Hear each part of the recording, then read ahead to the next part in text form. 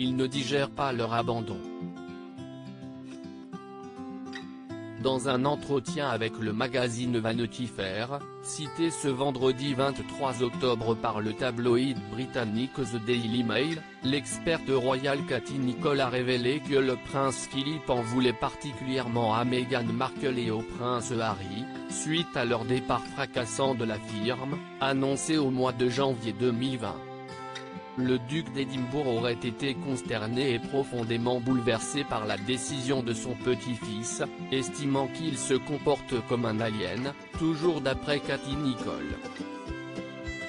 Le comportement de son petit-fils lui est complètement étranger, donc ce n'est pas anormalement que la relation a souffert, poursuit-elle.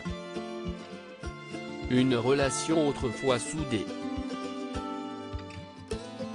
Et s'il a un avis tranché au sujet du prince Harry, le prince Philippe s'en est aussi fait un au sujet de Meghan Markle, qu'il compare désormais à Wallis Simpson. Une américaine divorcée qui a poussé le roi Édouard VIII à abdiquer par amour pour elle au profit de son frère cadet, le père de Sa Majesté Elisabeth II. Je pense qu'il est très déçu parce que je pense qu'il a le sentiment qu'il a abandonné sa carrière navale pour se tenir aux côtés de la reine et aider la monarchie. Et il doit se dire, pourquoi Meghan ne peut-elle pas abandonner sa carrière d'actrice, pour soutenir son mari et soutenir la monarchie, a ainsi glissé Ingrid Seward dans les colonnes du Mirror. Le prince Philippe ne laisse rien transparaître mais cette rancœur, le prince Philippe ne la laissera pas transparaître.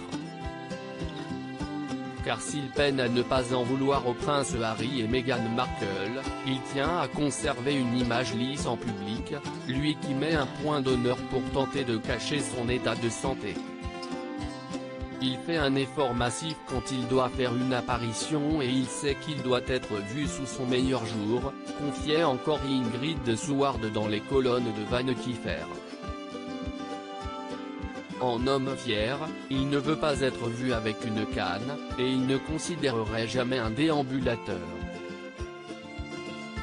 Une façon pour lui de faire fi du temps qui passe après avoir célébré son 99e anniversaire le 10 juin 2020.